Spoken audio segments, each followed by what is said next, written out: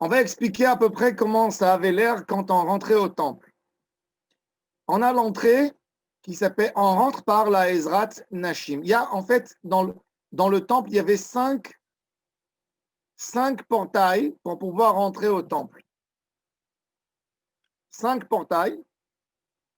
Il y avait une entrée par Ezrat Nashim, que vous voyez, il y a l'accès. Il y a d'autres entrées qui s'appellent d'autres portails comme Shahar Anitzot, Shahar Anashim, Shahar Ashir, Shahar Amaim, Shahar Adelek. Il y a plusieurs portails principaux. Dans ces portails, il y avait des gardiens, évidemment, qui gardaient les rentrées du Beth Amikdash. Mais il y avait 5 entrées principales. Quand on rentre à Ezrat Nashim, alors si vous voyez un peu, on peut quelque part partager le Beth Amikdash en 3. On a la plus grande partie que vous voyez qui attrape une grande surface, c'est la Ezrat Nashim. D'accord? Ensuite, on a la deuxième surface où il y a l'autel au milieu. Ça s'appelle Ezrat Kohanim. Et ensuite, c'est la dernière partie où vous voyez comme une sorte de kamatz. Oui, il y a le Kodesh HaKodashim, il y a le Echal et il y a le Ulam à l'entrée. Donc ça, c'est la troisième partie du Beth Amikdash. La première partie, qui est Ezrat Nashim, pratiquement tout un Israël peut rentrer là-dedans. Il y a quelques petites règles de pureté et d'impureté qu'il faut faire attention.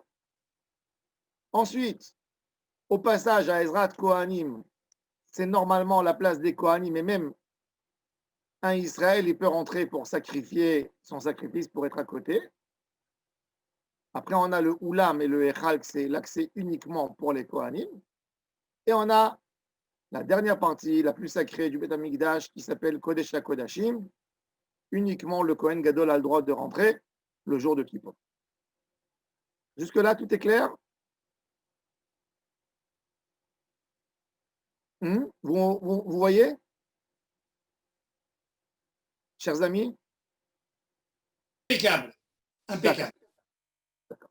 Maintenant, quand vous voyez vous allez voir dans la Ezrat Nashim, ne regardez pas ce qui est écrit sur les 4 coins parce que c'est un débat entre les Gmarot, entre le sujet de Maseret Tamid et Maseret Midot.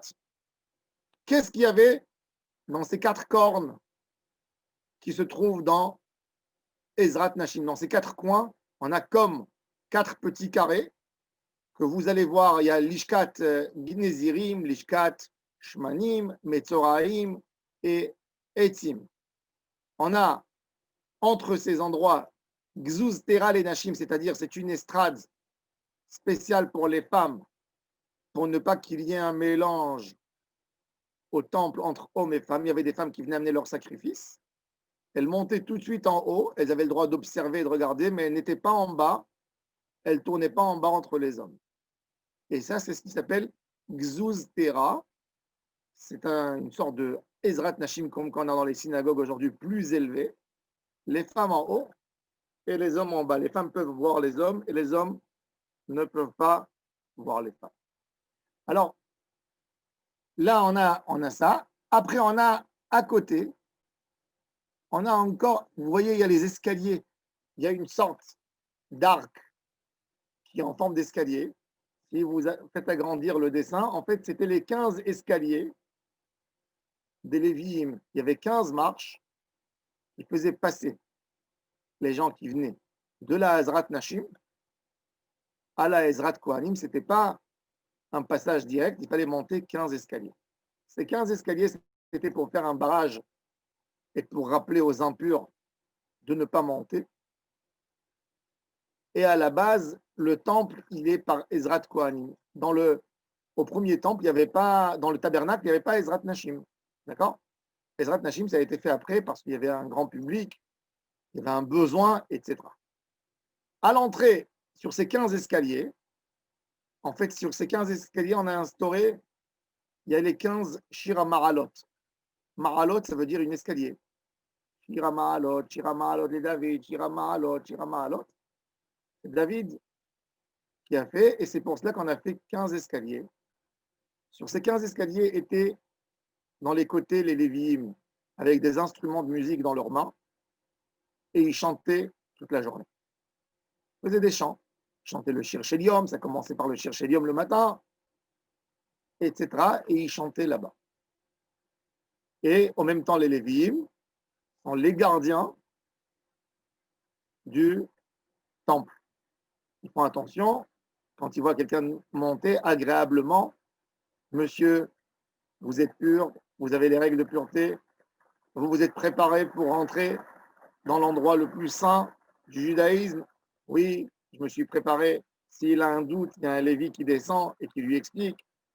Il le guide vers le mikvé, etc. Ça, c'était le temple. Maintenant, nous, ce qu'on a besoin de comprendre et ce qu'on va apprendre, on veut apprendre ce qui se passe dans la Ezrat Nashim, dans ces endroits là-bas, parce qu'on commence à expliquer, on rentre dans les dimensions du temple, parce que Yoma, c'est le jour où que le peuple d'Israël se trouve dans le temple. Il y a beaucoup de travail. Donc, même que les sujets du Beth Amikdash sont bien abordés dans ma Maseret Midot, qui est un traité de Mishnayot qui explique exactement les dimensions du Beth Amikdash. Nous avons aussi dans ma Maseret Tamid, on parle du temple, mais aussi dans Yoma. Yoma, la Gemara, elle élargit les dimensions, elle parle de tout ce qui se passait au Beth Amikdash. Alors maintenant, on va voir la contradiction qu'il y a entre le traité Tamid et le traité Midot. On revient à la Gemara d'Aftetva Vamoudbet. Regardez Tetva Vamoudbet.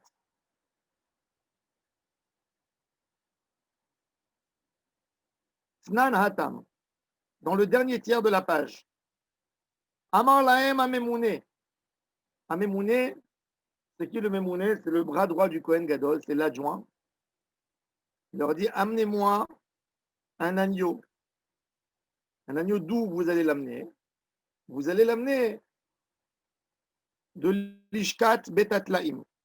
L'Ishkat Betatlaim, c'est l'endroit où on mettait les agneaux, on les gardait en propreté, on les vérifiait par des vétérinaires qui n'ont aucun défaut et qui peuvent être sacrifiés.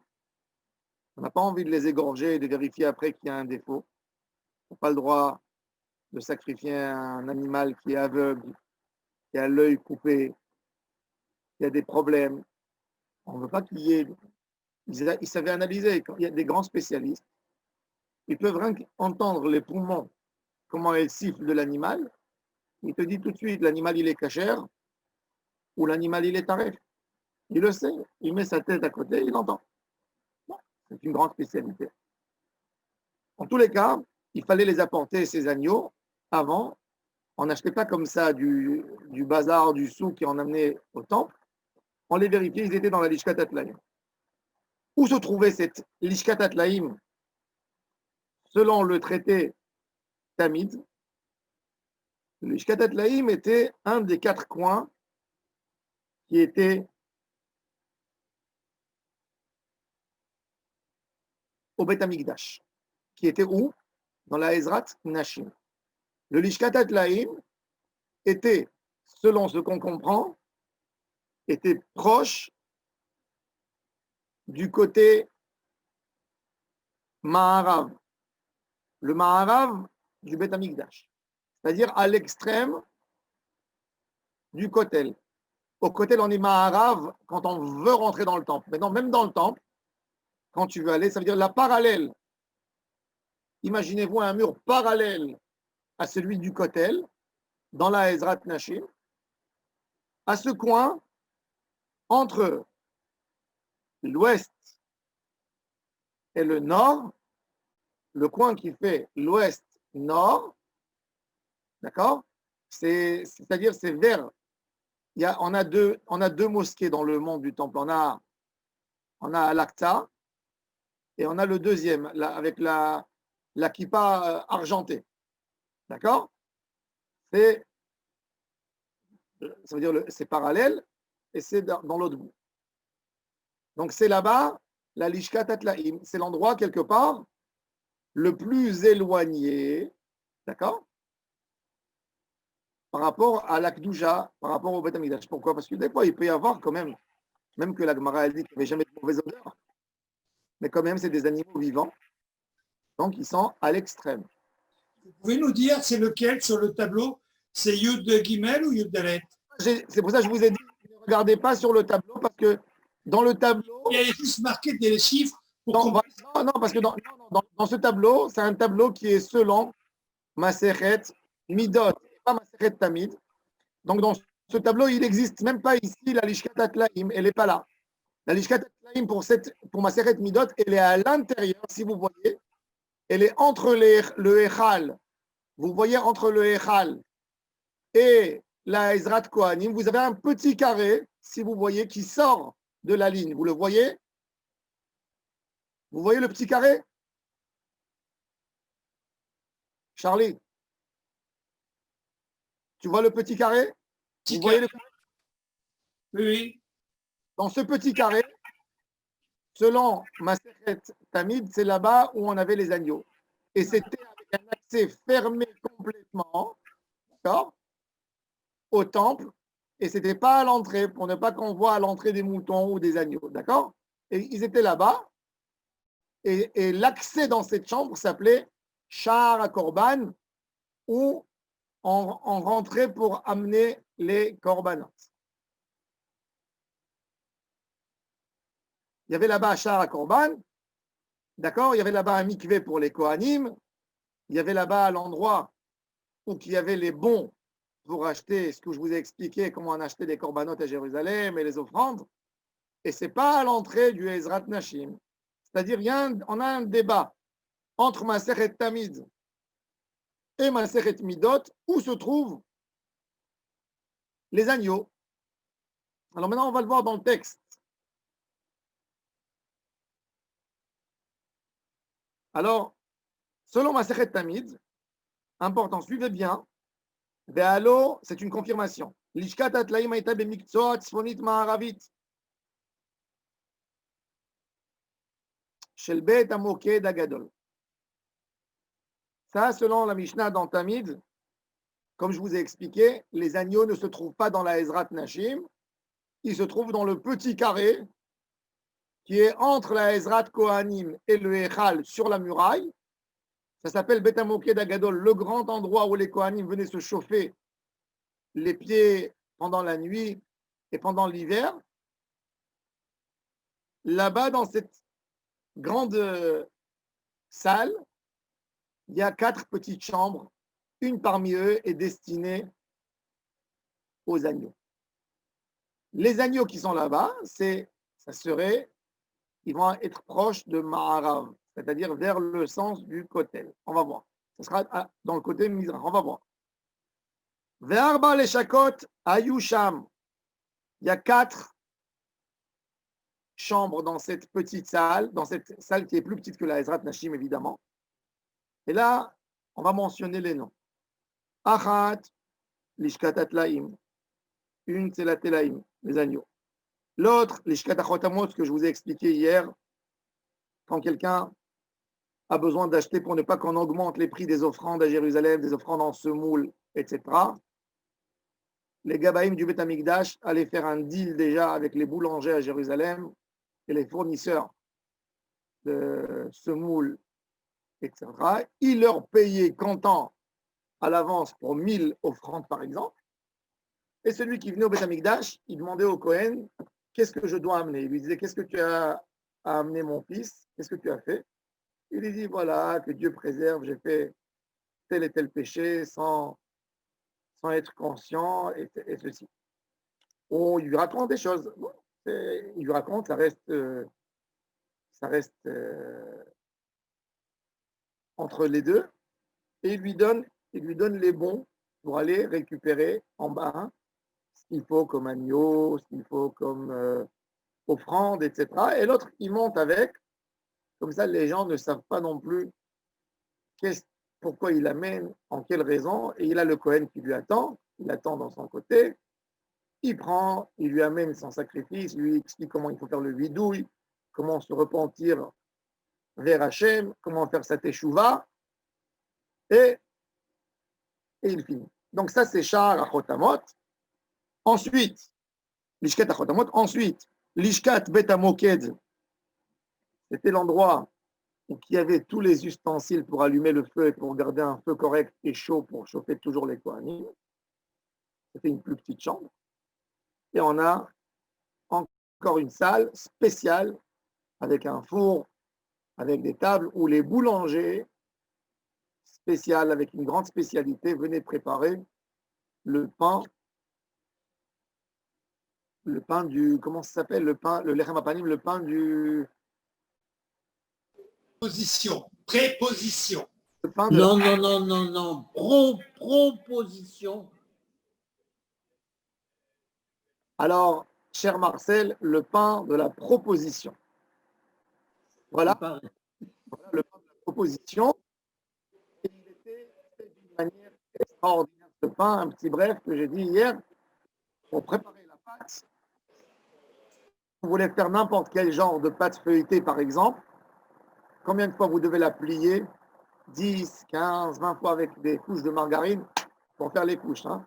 Alors, ce pain de proposition, il prenait 300 coups de poing, plus chaque fois un contact avec une main mouillée sur la pâte pour quoi? Pour créer une croûte autour du pain qui va empêcher l'air de rentrer et que le pain reste sur la table, le pain de proposition reste sur la table depuis Shabbat jusqu'à Shabbat. Et le Shabbat d'après, quand on va ouvrir le pain, ben, ça serait comme si c'était une baguette qu'on vient d'acheter chez le boulanger, qu'on a ouvert et elle est toute fraîche. C'est un des secrets qui a disparu, un savoir-faire qui a disparu du monde entier. Aujourd'hui, avec les machines, on aurait pu le faire. Si on avait des machines qui tapaient 300 fois, ils nous auraient fait un pain extraordinaire qui n'a pas besoin d'avoir aucun conservateur et pas être dans des sacs, etc.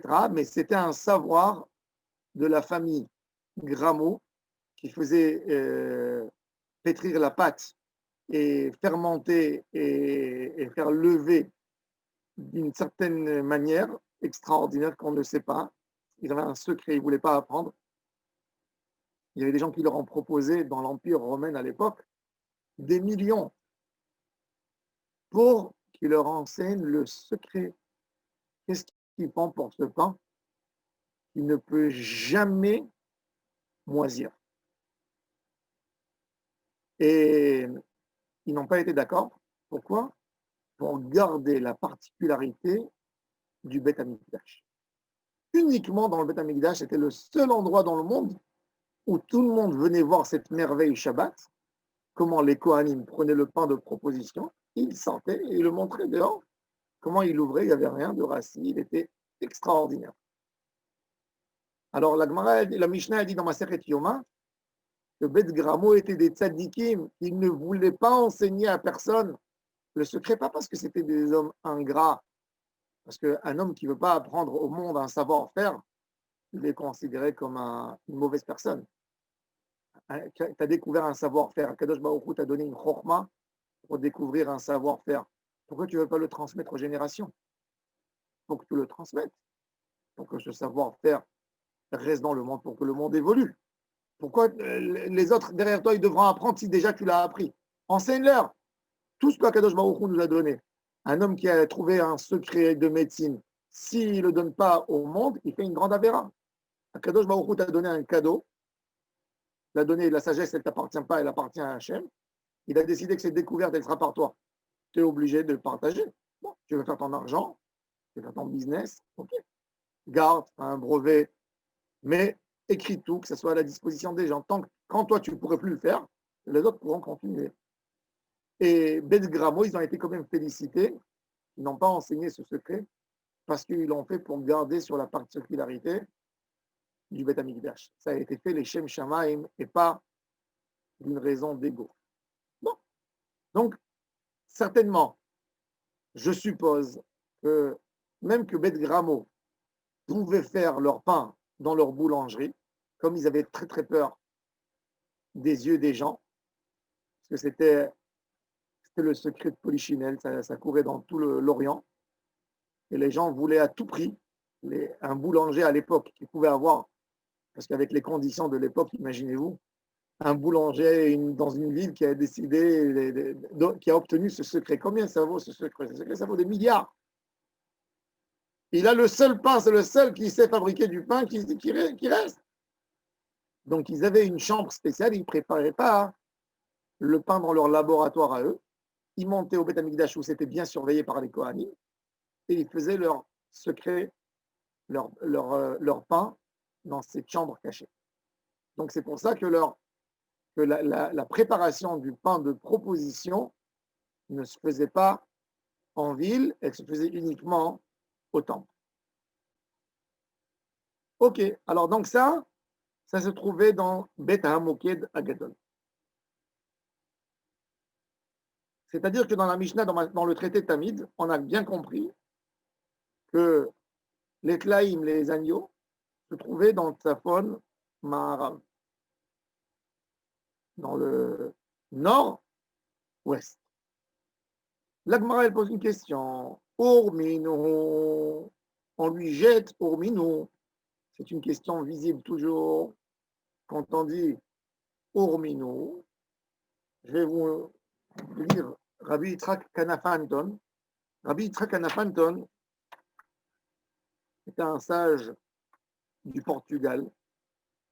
Il a vécu 50 ans, 60 ans avant l'expulsion des Juifs d'Espagne. Et qu'est-ce qu'il a fait? Déjà, il a vu à l'époque, c'était après les 1391, où il y avait déjà des grands pogroms dans les communautés juives en Espagne, et les yeshivot d'Espagne et du Portugal fermés. Il y avait énormément de juifs qui se sont convertis au christianisme parce qu'ils ont eu peur qu'on les tue. C'était l'époque des pogroms, c'était 100 ans avant l'expulsion finale des juifs d'Espagne. 1492, c'était l'expulsion. 1391, ça s'appelle l'Exerot Cana, El Cana. C'était le malheur du judaïsme espagnol et portugais. C'est l'époque la plus dure. C'est l'époque où, par exemple, Rabbi Yitzhak Bar Shechet se sauve de Majorque et va s'installer à Alger. D'accord? C'est une époque très, très difficile. Et donc, il a écrit Rabbi Yitzhak Kanafanton, il a voulu écrire un guide pour les étudiants, comment en étudier en Espagne. Il avait très peur que ça s'oublie la méthode. Ils avaient une méthode très, très particulière. Comment étudier le Talmud? C'est un livre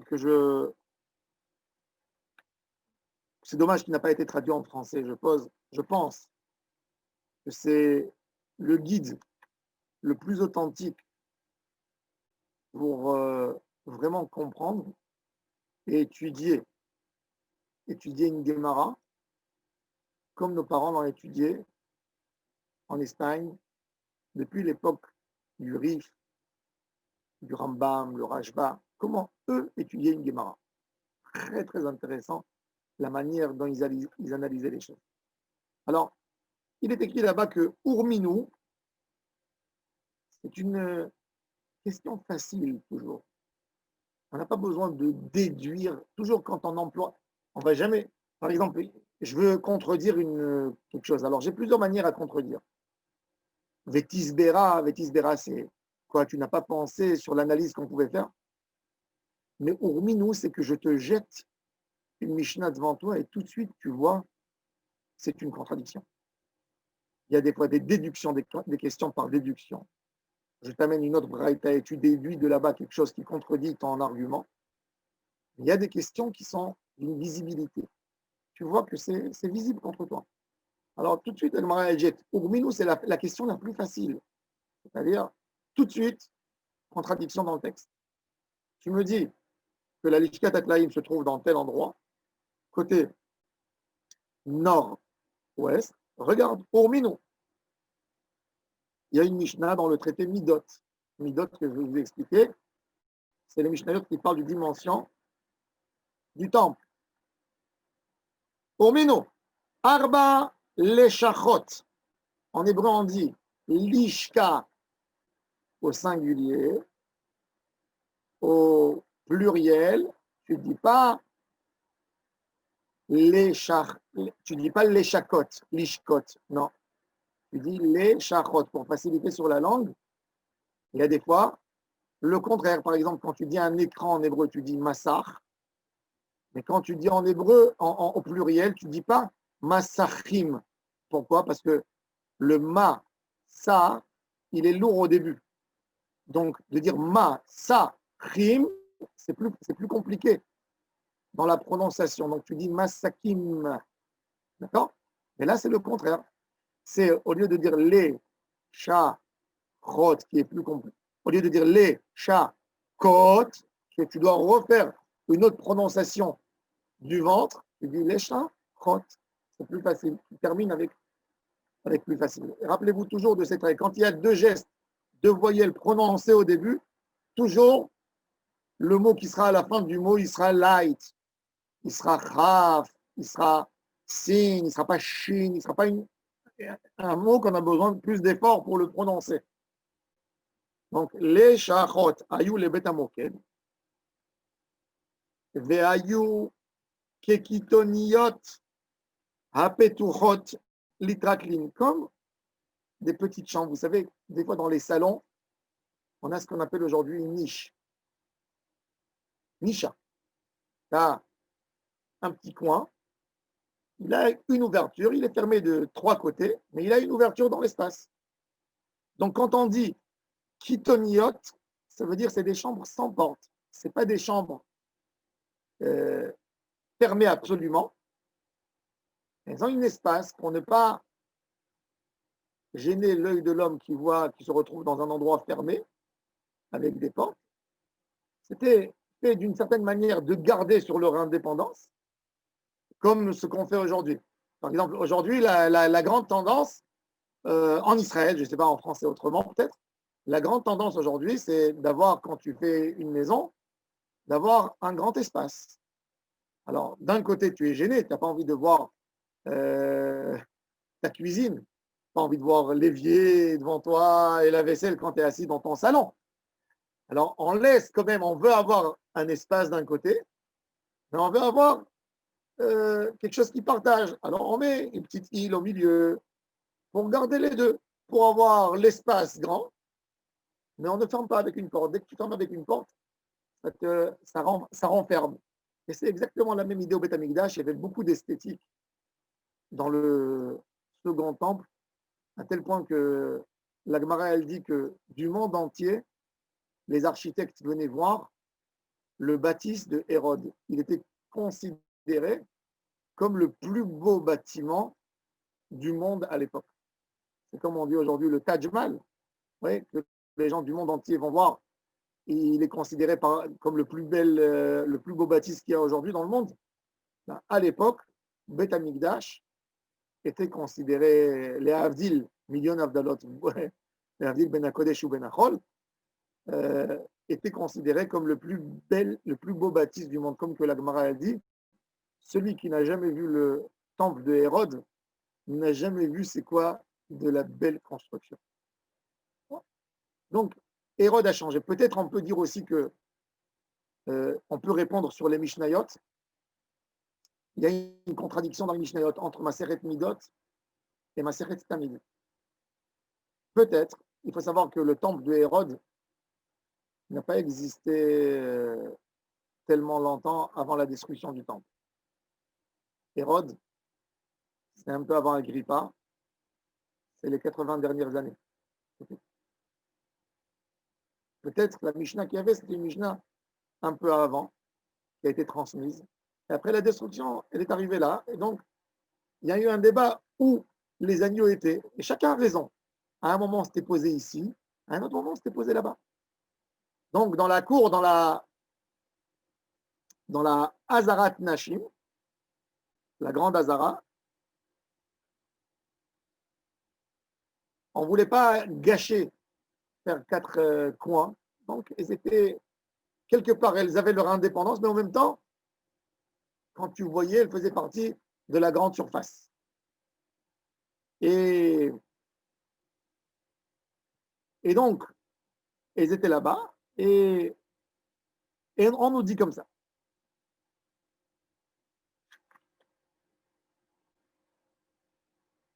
Alors déjà,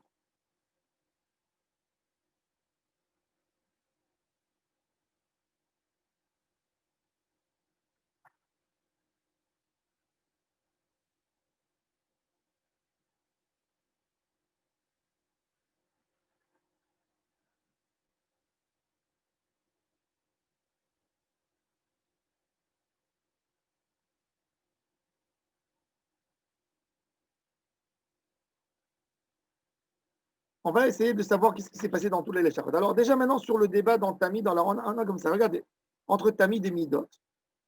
Urminu, Arba Leshachot ayu le Beit HaMoked, ayu kekitoniot apetuchot, litraklin, Shtaim Bakodesh ou Shtaim Bachol. J'ai expliqué hier qu'il y avait une tracée de pavés de bois sur la ligne dans ce Beit HaMoked. Parce que si vous avez bien vu, le Beit HaMoked, différemment de tout le Beit HaMikdash, il y a une ligne de muraille sur le Beit HaMikdash.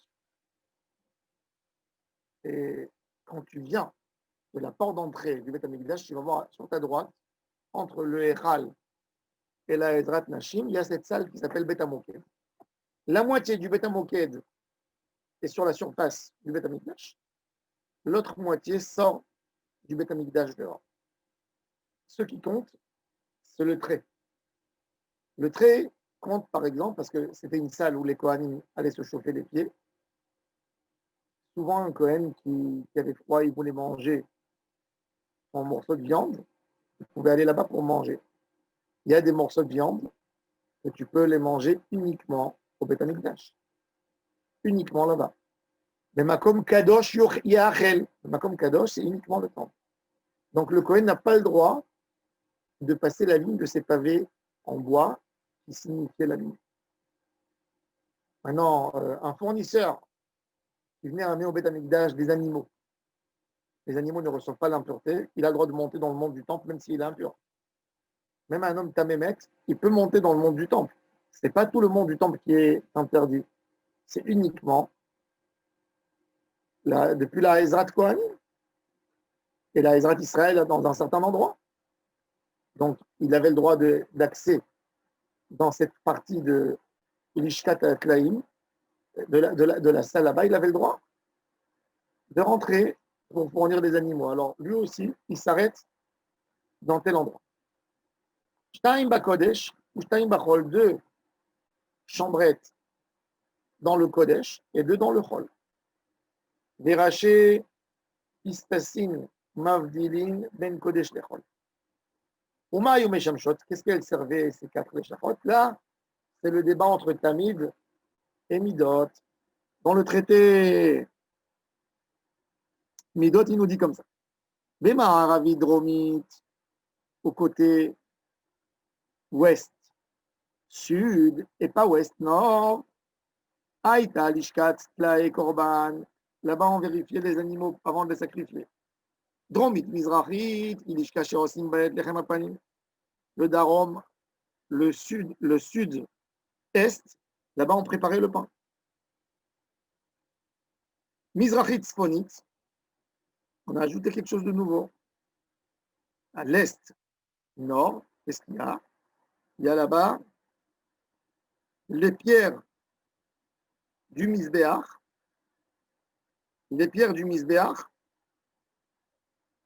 qu'on a gardées là-bas, toutes les pierres qui ont été profanées par les Grecs quand ils sont rentrés dans le temple. Vous ne pouvez pas les jeter dehors, les pierres du temple. Il fallait les garder dans une sorte de Génisa. Le Chazon Ish, et en fait,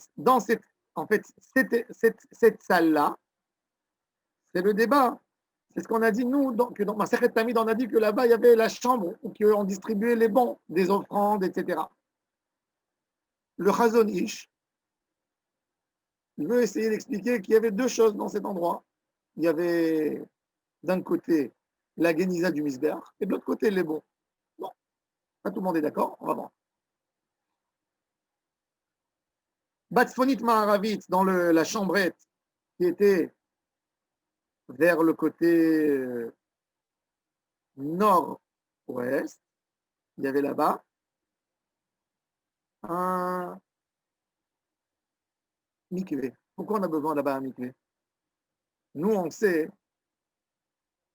d'abord qu'il y a plein de mikvaot à l'entrée. Celui qui a vu, jusqu'à maintenant, quand vous allez au Kotel, vous garez vos voitures dans le parking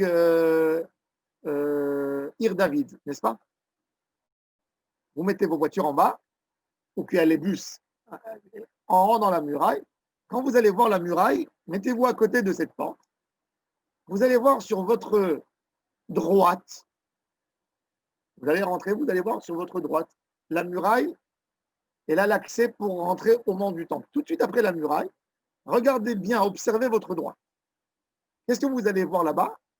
Vous allez voir là-bas les portails de Khulda.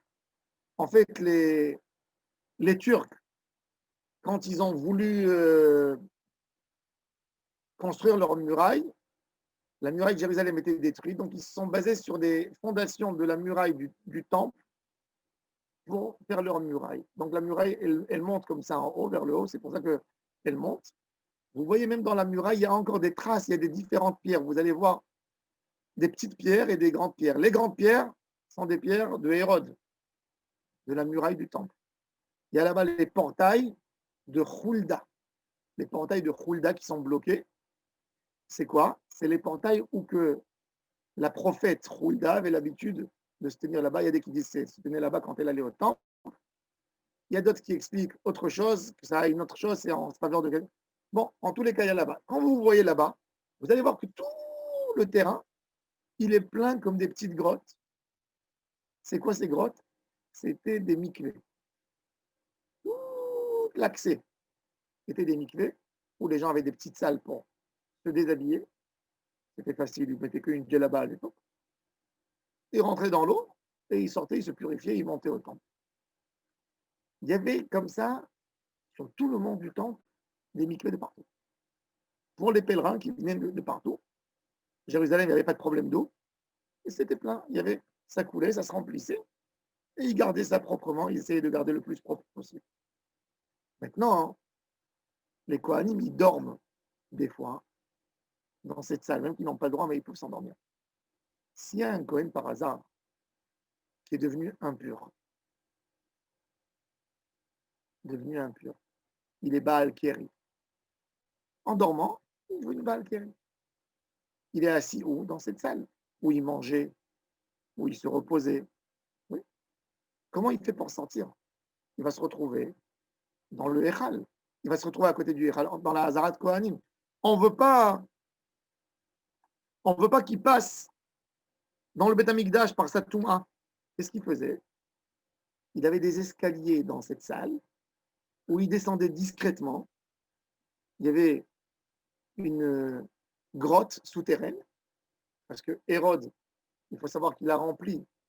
Pourquoi il y avait tellement de grottes? C'était facile, ce n'était pas des grottes creusées dans la terre, puisque de toute façon, le temple de Hérode, pour obtenir une belle esplanade, il a fait des arcs. Donc tout l'espace des arcs était vide. Ils ont mis dans certains arcs, ils ont rempli de la terre, tout ce qui leur restait, ils n'avaient pas besoin de camions pour vider, ils ont tout mis là-bas. Ouais. C'est ça le débat qu'il y avait entre le gouvernement et le WAC il y a quelques années. Eux, ils ont essayé de vider pour faire là-bas des mosquées. Il y a des très très grosses surfaces, comme celle que vous avez au Kotel en bas, où on rentre quand il fait chaud, on rentre à l'intérieur. Ben, tout le monde du temple, il a des grottes comme ça.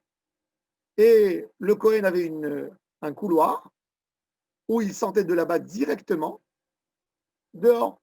Et il allait dans des mikvés. Il y avait d'abord des mikvés spéciales pour les Kohanim, pas avec tout le monde. Et il se trempait et il pouvait retourner après au Beth Amikdash pour ne pas. Il n'avait pas le droit de manger, mais il avait le droit de rester là-bas. Donc le Kohen, on ne veut pas qu'il passe par en haut parce qu'il est impur. il y avait des escaliers spéciaux, et ça, c'était là-bas, selon le traité Midot. Alors, si on essaye de comparer les contradictions qu'on va avoir entre Midot et Tamid, on voit que la chambre où on descendait dans Midot pour aller au mikvé, c'était la chambre des agneaux dans Tamid. Et dans Midot, celle des agneaux, elle est dans l'autre côté. Alors la Gemara, elle te dit donc c'est une contradiction. Qui est la Mishnah authentique? D'après qui je vais? J'ai deux Mishnayot, une de Midot, une de Tamid, et ça change. Il n'y a pas une réponse d'expliquer ici, il s'agit de tel cas, ici, il s'agit d'un autre cas. On parle d'un dessin, comment ça avait l'air, Beth Amikdash. Ça veut dire que si tu ne me réponds pas une réponse claire, tu es obligé de couper, de dire qu'il y a un qui s'est trompé. La question, c'est qui des deux qui s'est trompé? Alors, comme je vous ai expliqué, on peut dire qu'il s'agit des époques aussi. On peut nous dire qu'ils ont changé parce qu'ils ont vu qu'il y avait un problème à un moment dans une salle, ça faisait une mauvaise odeur, il y avait le vent qui venait, je ne sais pas. Mais en tous les cas, il faut trancher ici, il faut savoir qu'est-ce qui s'est passé. L'Agmara nous répond, Amaravuna, Mantanamidot, c'est qui l'auteur principal? Et rappelez-vous bien, l'Agmara, elle vous donne maintenant une règle. Intéressant. Ça veut dire, il faut savoir, et avec ça, on va finir aujourd'hui. Dans les Rabbi Yehuda Anassi, quand il a écrit les Mishnayot, il faut savoir qu'il a ramassé tous les sages de son époque pour qu'ils viennent, il les a réunis pour un moment, et chacun lui disait qu'est-ce qu'il a entendu de son Rav, et il écrivait selon des thèmes. Mais il faut savoir qu'il y a des spécialistes dans des thèmes. Comme par exemple, dans notre génération, le posek, le trancheur halakha, le plus érudit dans les règles de l'Anida, par exemple, le plus grand de tous, c'est le Rav Wosner. Plus que Rav Ovadia Yosef, plus que Rav Yashiv, dans le domaine de Nida. C'est le plus grand. Pourquoi? Il avait son Beddin 70 ans. Toutes les questions des femmes de Bnei une ville avec Biaïnara, 200 000 personnes, bon, elle était plus petite, mais tout arrivait chez lui. Il a eu la plus grande expérience dans ce domaine. Il a dit qu'il pouvait même sentir, quand il prenait un témoin, il pouvait sentir est-ce que c'est un sang qui vient d'une vierge ou de règles. La Gemara a dit que déjà, à l'époque du Talmud, ils ont perdu parce qu'ils n'avaient plus la maîtrise. Mais lui, il a dit que lui, il a obtenu cette maîtrise oubliée. Mais il n'a pas envie de publier ça pour ne pas dire qu'il est mieux que les sages du Talmud. C'était le plus fort. OK? Dans chaque domaine, même à l'époque de la Mishnah, on a des domaines. Rabbi Yehuda Anassi, quand il a voulu écrire la Masechet Midot, il a compris que le master, le maestro de Midot, du Beth Amikdash, c'est Rabbi Eliezer Ben Yaakov. Qu'est-ce qu'il va faire? Il va aller chercher les élèves de Rabbi Eliezer Ben Yaakov et il va leur demander tout ce que leur Rav a dit à propos du Beth Amikdash, et il était rentré tout ça. Ce Stam Mishnah de Masechet Midot, c'est Rabbi Eliezer Ben Yaakov. D'accord? Dans tous les Shisha Sidrei Mishnah, par exemple, on a une règle principale que une Mishnah que tu ne vois pas son auteur, c'est normalement Rabbi Meir Baal Hanes. Stam Mishnah, Rabbi Meir. Pourquoi? Parce que Rabbi Meir était le plus grand connaisseur dans la majorité des domaines. Et la majorité des élèves de la Torah de l'époque, c'était ses élèves. Donc Rabbi Yehuda Anassi, quand il a écrit le traité Shabbat, il a reçu tellement de halachot à son nom qu'il n'a même pas écrit son nom. Et quand il n'y a pas le nom écrit, c'est Rabbi Meir. Alors dans ma Masechet Midot, rappelez-vous, c'est Rabbi Eliezer Ben Yaakov. Alors il te dit, considère que la règle principale, c'est déjà celle de Midot et pas de Tamid. Tamid, elle a été écrite par d'autres Tanaïm, mais Midot, toute la Masechet, elle va selon la règle de Rabbi Eliezer Ben Yaakov, qui était le plus grand spécialiste. D'accord? Alors, déjà, on a compris maintenant une manière extraordinaire sur l'écriture de la Mishnah, comment elle a été écrite. Ce n'est pas au pif. C'est que même Rabbi Yehuda, l'auteur de la Mishnah, il s'est basé sur des spécialistes dans des domaines. Quand il était sur Shabbat, il s'était renseigné qui était le Tana qui avait consacré le plus de temps pour le traité Shabbat. D'accord? Et qui avait beaucoup d'élèves, qui lui posaient beaucoup de questions dans ce domaine. Et il est parti se renseigner chez les élèves de ceux-là, qu'est-ce qu'ils pouvaient prendre. Et donc, dans chaque Mishnah, dans les traités des Mishnayot, on a des spécialistes. Des fois, il y a beaucoup de spécialistes. Des fois, il y a un seul qui est connu. Alors, déjà, Midot, elle a une préférence sur ma Maseret Tamid. Quand je mets Rabbi Yehuda, il a été obligé d'écrire ce qu'on lui a dit. Mais quand tu mets les deux, un en face de l'autre, tu donnes du poids à Midot. En plus, Midot, elle parle des mesures et Tamid, elle te raconte. Quand elle parle du Korban du Tamid, elle raconte aussi des détails. Mais le traité principal des détails se trouve évidemment dans ma Maseret Midot. Alors demain, on va voir des preuves que Masechet Midot a été enseignée par Rabbi Eliezer Ben Yaakov, d'accord, pour nous montrer à quel point c'est le vrai auteur. Et on va renforcer par plusieurs arguments Rabbi Eliezer Ben Yaakov, et après on va rentrer de là-bas aux dimensions du Beth Amikdash, comment rentrer, etc. Yom Tov, B'atzlacha.